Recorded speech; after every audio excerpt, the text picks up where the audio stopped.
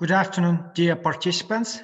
Welcome to the session entitled AIFC Academy of Law, Legal Education with Global Value. My name is Abulhan and I'm the project leader of the AIFC Academy of Law pillar of the BCPD, and today I will moderate this session. The speaker for today's session is Дэвид Галло, Director of the AIFC Academy of Law.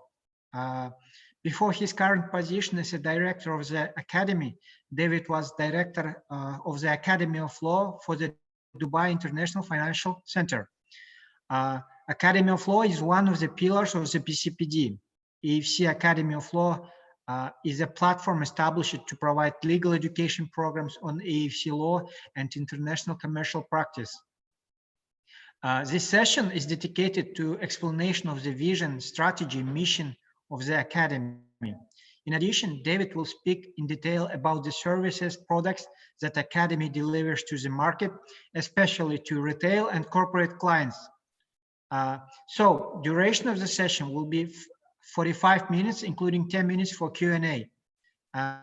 This session is being translated to Russian. To enable in your Zoom controls, click interpretation and click the language that you would like to hear. To hear the interpreted language only, click mute original audio. For questions to the speaker, we kindly ask you to use the chat box or the Q&A section. At the end of the session, the speaker will answer your questions. In case of technical problems, we ask you to address your questions to me, who will individually resolve this issue. Thank you for your attention. Дэвид, the floor is yours, and I'm sharing the presentation. Thank you very much, Abulhan, for that gracious introduction. I really appreciate it. And thanks to the BCPD for co-sponsoring this event, along with one of the pillars of the BCPD, the AIFC Academy of Law. And especially thanks to all of you for taking 45 minutes with us today to hear a bit about the AIFC legal ecosystem and more pointedly, the various human capital development and education initiatives that we have undertaken at the AIFC with a view toward actually helping legal and business professionals advance in their careers, in their respective careers, and to provide them with the additional continuing education tools that they may need or desire in order to differentiate themselves and in order to continue to engage in a lifelong journey of education. So go ahead, Abulhan, with the first slide. Итак, я прошу вас подключить первый слайд. У нас здесь перечислено 5 minutes, so I'll try to keep the pace moving along. This presentation is going to be a little bit different, than other presentations about continuing education and university curricula around that. What we really wanted to do is talk a bit about the strategic rationale behind why we created the not only the BCPD but the AIFC Academy of Law, and how that strategic rationale plays into and supports the broader objectives that governments, whether it's the government of the Republic of Kazakhstan or other CIS states, or other regional or international governments, that ongoing education and human capital development are really the foundation of the new reality around economic development generally. And big picture, there are going to be some big themes here. One is going to be emerging market economic development. The other is going to be the globalization of business and law. The third would be the technological changes that are creating legal issues that no one would have ever dreamed of, as well as then the educational response to all of those dynamics. So I'm going to try to take you through a somewhat systematic analysis of what we're attempting to accomplish here and how that could specifically benefit some of you in our participating audience here today. One, what's the current situation? This is kind of the consultant's approach, is assessing the situation and identifying some potential obstacles and challenges that we face in terms of economic development and globalization of countries and political systems. We're going to look at the situation. Then we're going to draw some conclusions based on that situation. So we're going to have a few kind of takeaway points. And then from there, we're going to look at, well, who would be our stakeholders and our markets for a new model in education? And then and only then can you create an organization like the Academy of Law that is responsive to market conditions, that has drawn some strategic messages or takeaways, and then forging a response to those things by creating a business model in education, an operating model, if you will, that has a very specific vision, mission, and strategy. Next, we have to think about high value. Okay, I think it's fair to say that everyone on this call has had probably a fairly extensive education, including postgraduate work and so forth. And so one thing we need to think about is, how do we create an education model that is actually differentiated from what already exists, and that can be a valuable supplement to what you've already achieved in your academic journeys. Then we get very specific. What kind of courses, publications, other services do we offer? And then finally, we want to talk a little bit about where we're headed, the so-called law school of the future. And this is a project that we're working on now. Okay, go ahead, Ablakan. All right, so let's think about the situation. We're talking about Kazakhstan, but actually we could be talking about any other emerging market in the world, whether it's Dubai or Qatar, Brazil, any place that there is a large potential for human capital, where there is a commitment by the government to education and to economic development, and where you have a highly motivated population of people who are looking to improve not only their academic and professional qualifications, but those who want to embrace some of the challenges faced by the economic development goals of governments. Okay, so what's the vision? So let's talk about Kazakhstan. This is a global stage, right? This isn't intended as a local or a regional stage, but the vision of the Astana International Financial Center is really to be a global player that has scale and that has impact. This is a commercial hub, right? So this is about business. It's not about family law. It's not about criminal law. It's about business law. So that's what we're all about. That's what we're focused on. It's about economic growth. Everyone I think on this call is well aware, whether it's the government of Kazakhstan or other CIS countries or other countries in the region, whether it be Belarus, Ukraine, and so forth. It's about economic growth and grand plans around that. It's about diversification. Okay, so here we have an interesting scenario in Kazakhstan, rich in certain natural resources, oil and gas, certain minerals used in industrial and other uses. There's an emerging agricultural sector. But the point is that historically, Kazakhstan has been pretty much focused on its large wealth of natural resources as the primary driver behind its economic growth. Well, it's looking to diversify that, and this is no different than what other states, what other countries have done. They look at their core value in terms of what they can offer to the global world, and they use that core almost as currency to attract foreign direct investment, and that's FDI, foreign direct investment, and to really diversify their economy so that it can be sustainable over the long term, i.e. not dependent on natural resources that ultimately will be depleted. Partnering. Okay, so no longer can private enterprise do this on its own. No longer can governments do this effectively on their own, or not as effectively as they would if they were to partner with private enterprise. So very much public-private partnerships, so-called PPP, is also the flavor of the moment. You need a strong, well-funded government. You need an ambitious, well-qualified private sector. Working together, they can accomplish great things. Major projects. Okay, so when we think about foreign direct investment, where will the proceeds from this various investment go? So whether it's core corporate finance projects or secondary financial market transactions in the so-called capital markets, where do these proceeds go?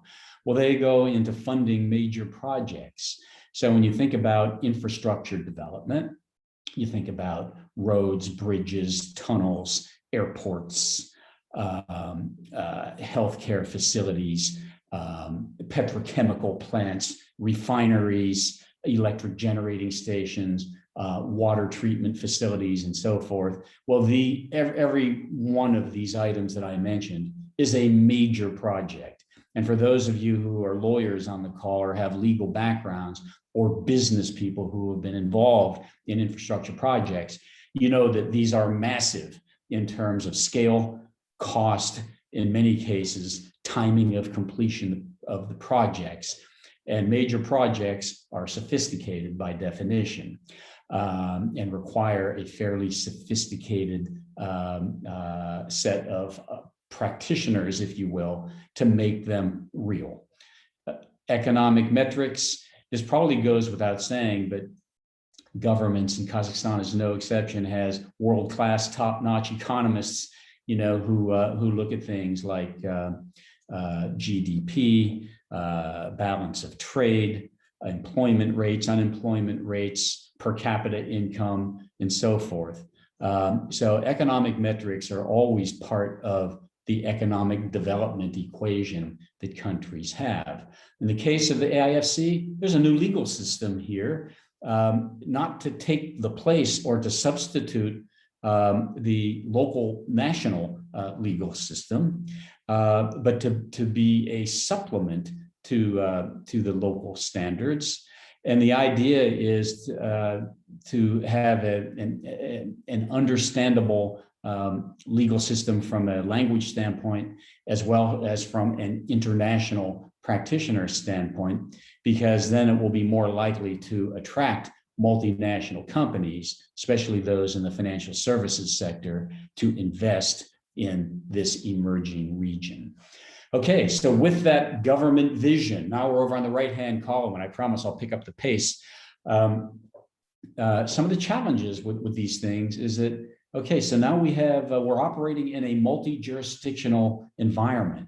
The core legal systems across Central Asia and certainly in Kazakhstan are based on the so-called civil law tradition. So similar tradition to that found in France or in Germany or in other major so-called civil law regions, Middle East being one of those, Central Asia being another. Knowledge of the laws and rules with new legal system and with a new jurisdiction, where you have a brand new set of laws, rules, policies, practice standards, and so forth. Complex transactions, we talked about that a minute ago. One of my past roles was with a major electric utility generating company in the US, and the transactions tended to be very large, very sophisticated, highly complicated, multiple documents, multiple parties, complex transactions. Here we, in an international environment like what we're creating here at the AIFC and in Kazakhstan and across Central Asia generally, well, legal professionals and business professionals have very diverse backgrounds, their own educational backgrounds and their own experiential backgrounds can vary widely. So at some point you need to have some baseline of education availability to make sure you kind of bridge any gaps among those that have diverse backgrounds. Civil law and common law, we talked about that a minute ago. practice standards, you know, whether you're talking about ethics or professional responsibility or statutory regulatory systems and so forth, you need to establish a certain set of practice standards that are world-class and that are reliable and trustworthy. Skewed playing field, what does that mean? An uneven playing field. Okay, so, you know, part of this is lessons learned from Dubai and Qatar and some other places that have created international financial centers with a view toward attracting foreign direct investment. And that is that when you create a common law ecosystem in the context of a civil law environment, well, if you're not careful, what will happen is a lot of international players will come in who have that common law background, and before you know it, the local practitioners may not have had the same ready access, you know, to that international financial center. So we're looking for ways not only to attract the international professionals, which of course is a priority, but also to make sure that we're creating equal access so that local and regional professionals, as well as any professionals with a civil law background, have the opportunity to participate in the AIFC ecosystem. Education gaps. It kind of goes without saying that there's a lot of variation in universities, and to some extent, there could well be gaps that have been created when you think about what it takes to operate in an international environment like the AIFC. If you're a common law lawyer, you may not have a background in civil law, but you may need to have an understanding of certain areas of civil law, because in some cases, multiple laws from multiple systems might apply to the same transaction. And vice versa. So those with a civil law background may not have familiarity with common law. So we try to identify gaps in traditional education, and we try to fill those gaps through our curriculum. Go ahead, Ablakan. Yeah, I'm sorry, David. Yeah, I think you will need to pick up the pace because we have around 20 minutes to cover all the slides. I got it. Okay, so with that, next page, Ablakan.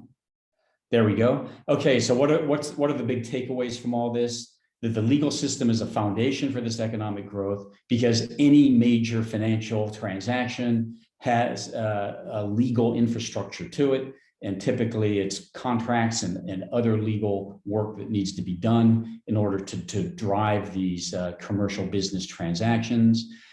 It follows then you need knowledgeable professionals who can transact these deals and to resolve disputes that may arise. And I think it's fair to say that education and knowledge development are the key success factors to the economic growth plans of governments. Go ahead, Ablakan.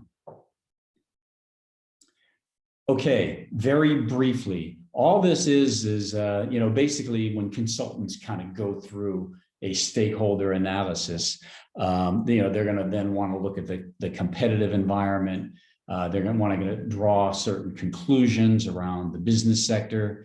And if you're trying to build a company, in this case, a model of education, you need a value proposition that is differentiated from that of other education providers. Then you're going to want to design your organization and come up with certain operating principles and structure around that. Very high level, think about stakeholders and think about how the world has changed.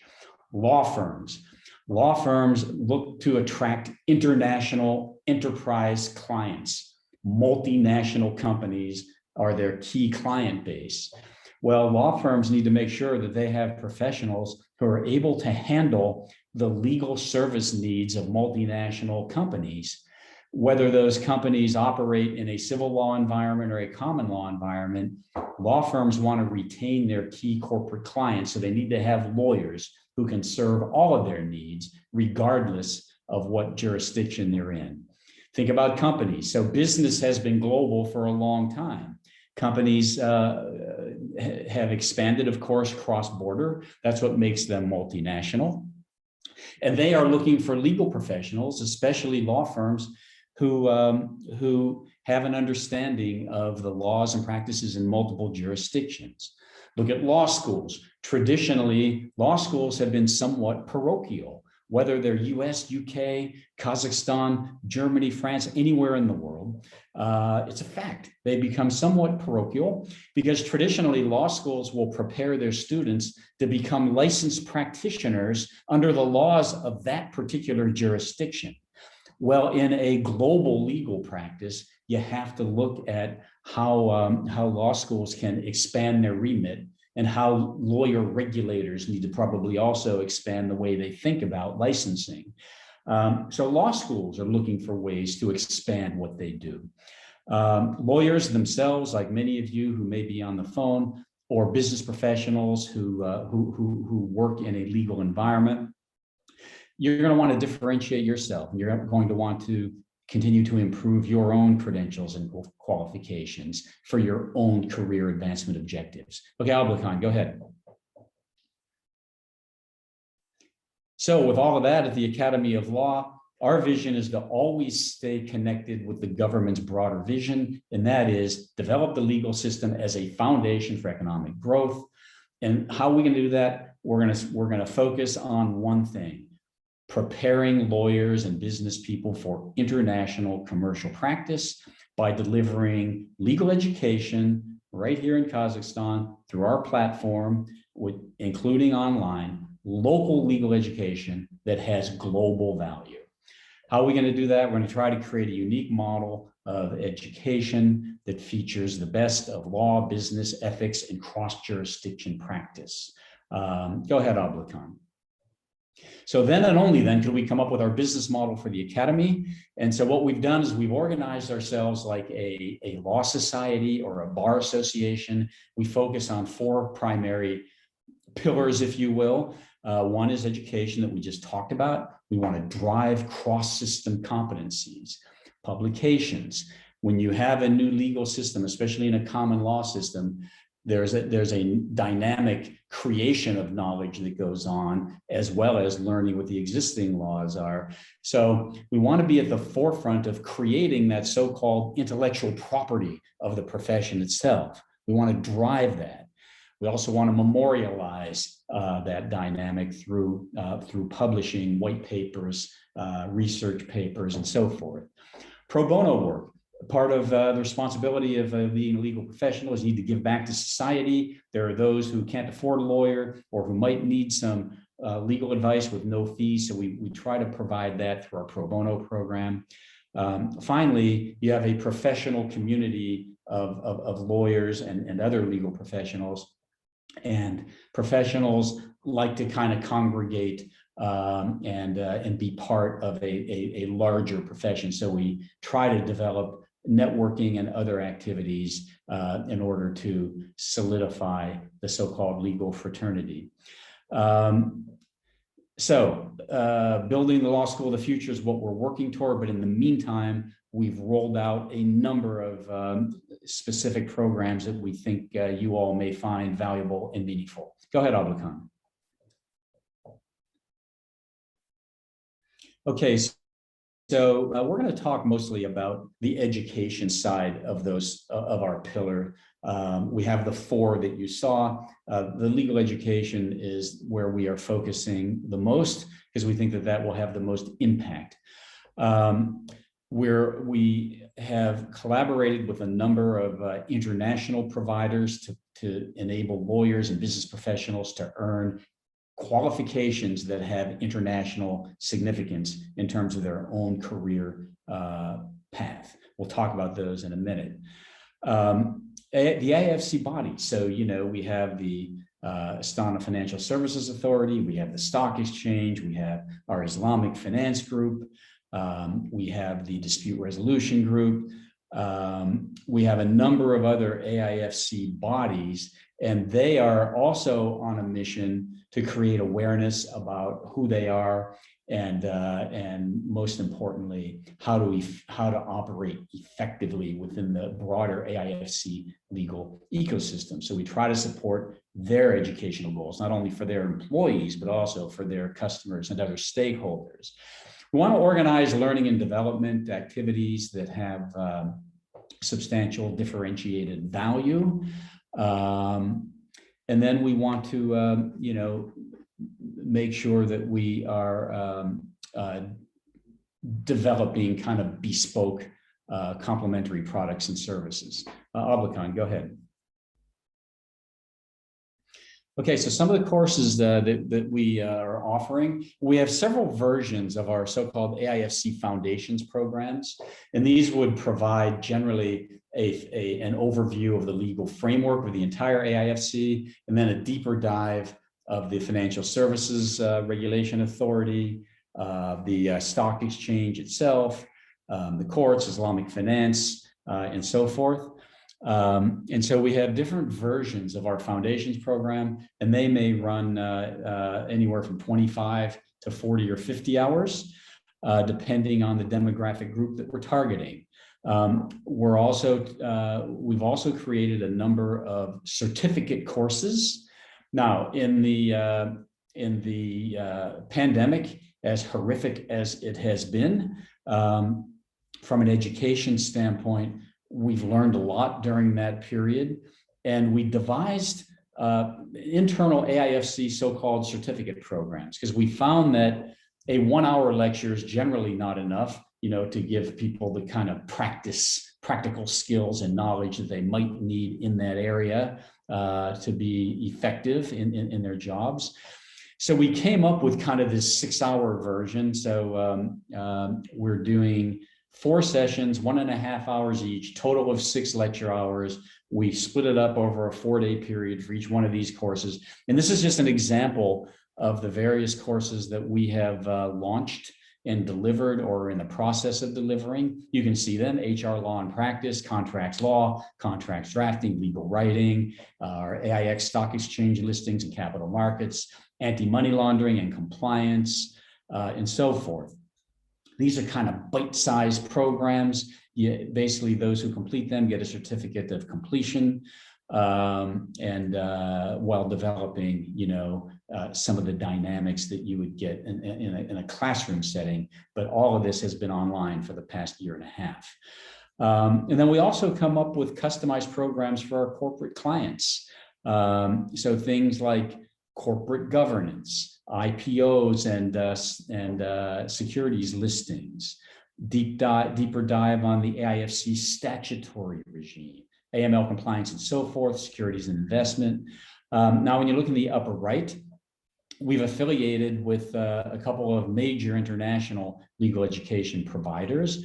One is Barbary. They're the market leader in the US in preparing US students as well as foreign lawyers for practice, so they can take a bar exam in specifically New York or California, and ideally pass that bar exam. And if and when they pass, they become a fully licensed lawyer under the laws of California or New York. Also, Barbary is providing SQE if you're a foreign lawyer and you want to become a solicitor under the laws of England and Wales. The Solicitors Regulation Authority in Birmingham, England has rolled out a new assessment scheme called the Solicitor's Qualification Exam. Barbary is preparing foreign lawyers especially to take and pass that exam. And if they do, they become a fully qualified and licensed solicitor under the laws of England and Wales. ACAMS, that's an acronym for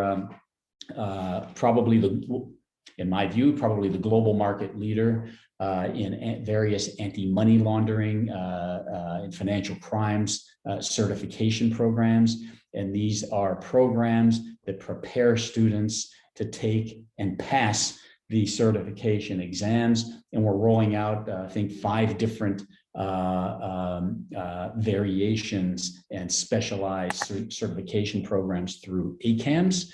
It's not quite rolled out yet, but we're very close to that. TOEIS is really a legal English course. We've affiliated with Kazgu University, and this is especially for those who have Russian as their primary language, but it's in English, so it's a legal English course, especially for Russian-speaking students. We also have an affiliation, and we're working on developing several new programs with CISI, which, as many of you know, is probably the global leader in securities and investment certifications. Stay tuned, more to come on that.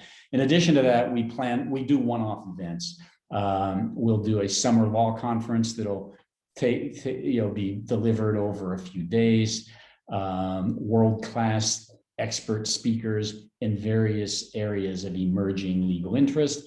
And then from time to time, we do 1 hour kind of bite-size webinars. In many cases, those are no charge to the public. It's our kind of contribution to community service, legal education, and those kind of come up on an ad hoc basis. Okay, Ablakan, you can advance. All right, publication, I'm just going to be very brief on this. We already talked about the strategic rationale behind why we do this.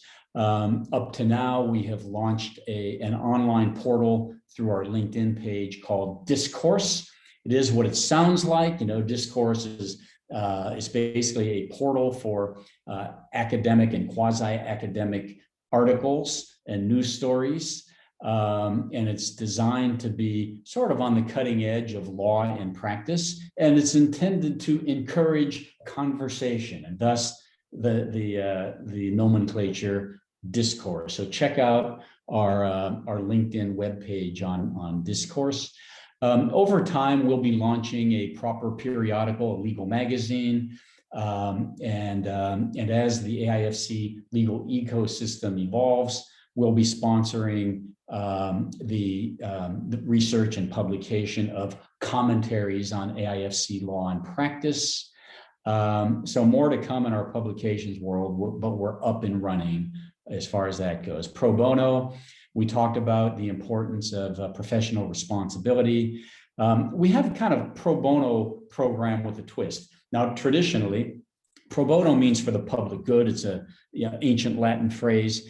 And so historically, that meant providing free legal advice to those people who need a lawyer, but who don't have the money, don't have the financial means to afford one. And so we would provide free legal advice. Now, here at the AIFC, our pro bono office is emerging and developing. We're also providing free 1 hour or even 2 hour legal consultations to those individuals or companies who may have an interest in registering a company, their own company, in the AIFC. We're providing just some, complimentary high-level consulting service around that, just to create awareness around the benefits of forming a company or other business organization within the AIFC. And we're also allowing students to participate on kind of a shadowing basis in those pro bono activities. Go ahead, Ablakan.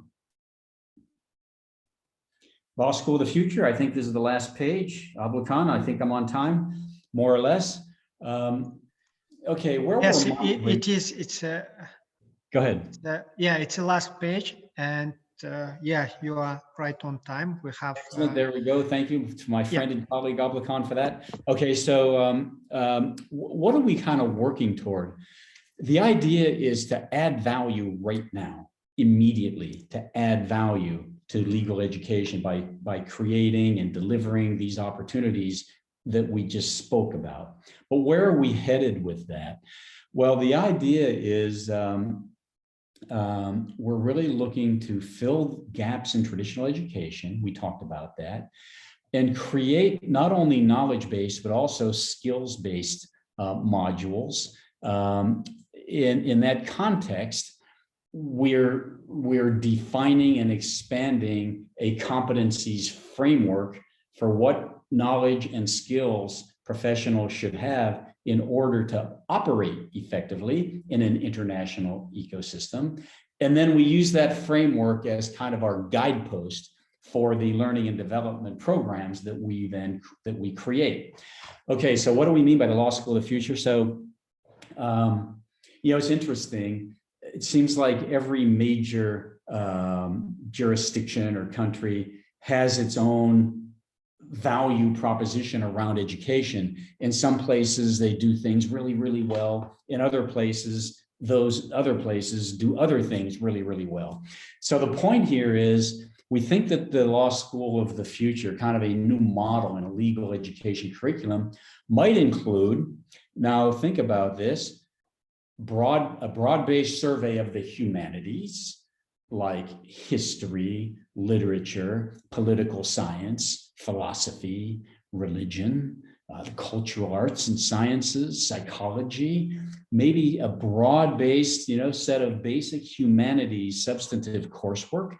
Because guess what, this is a social science. Law in many ways is a social science. It's about people, and well-trained lawyers are uniquely in a position to help drive forward the advancement, not only of economic affairs, but of commercial affairs, trade relations, even geopolitical relations. So it takes a certain mindset and skill set, in order to operate in kind of that leadership role in the legal world.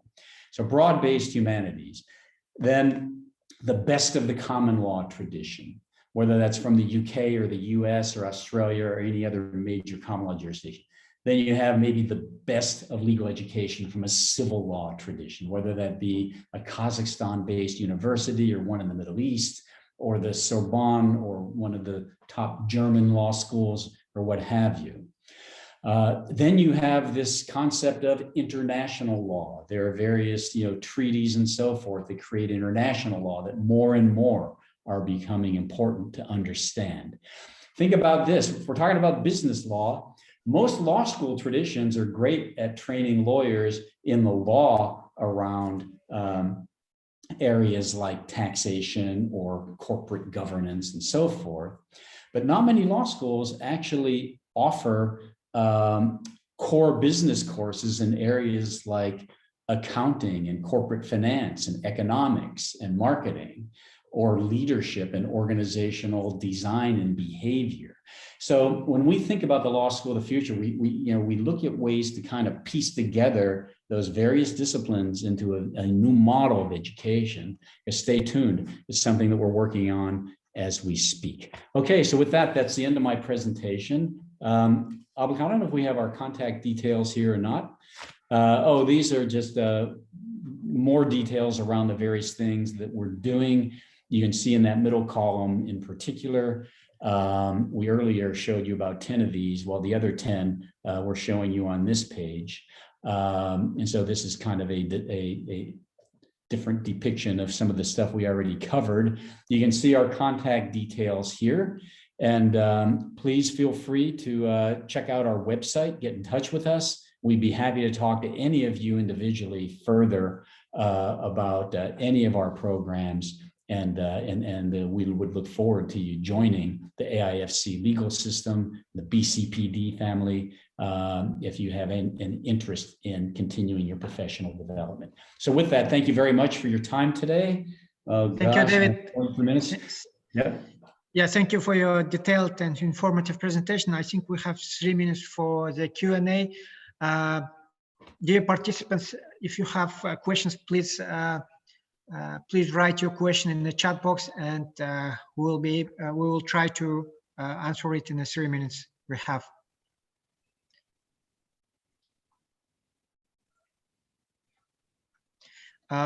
David, we have one question from one of the participants, and the question is, what differs Academy from other similar institutions? What is your advantages, and how are you planning to scale the business? Right. Great question. Thank you very much for that question. Really, this idea behind uniqueness and differentiation is what we focus on. Okay, when you think about legal education in Kazakhstan or in Central Asia, or even globally, law schools do a great job. For those of you on the phone who are on the call who have a law background, a law degree, I feel absolutely certain that that you have a top-notch qualification and academic background. With the world changing, with the advent and growth of international financial centers, with the focus on international trade and the development of international law, with the complexity, the increasing complexity of the importance of geopolitical relations and how trade and trade practices play into that. It's a whole new world. And so we look for ways to try to fill those gaps. Like I mentioned, most traditional law schools prepare their students for practice in that particular jurisdiction, but we're looking for ways to prepare students to operate in a truly international environment where you may need to have knowledge, skills, and experience in multiple jurisdictions. And so those are the things that we're trying to do. At the end of my discussion, the last page, I think, that I covered substantively, talked about the broad-based humanities, the importance of ethics, international law, common law, civil law, the ability for lawyers to take a leadership position. So when you think about things like negotiating with foreign governments, cross-cultural sensitivity. So those are all things that traditional law schools don't necessarily focus on. So this is where we're trying to provide the so-called gap fillers to offer a unique education experience. Great. David, thank you very much for your broad answer. I think this is time to finish the session. Thank you very much for the organizers and David, Rasselл, Gallo, and for our audience for the time and attention. I hope to see you at the Academy of Law very soon. Thank you very much. Bye.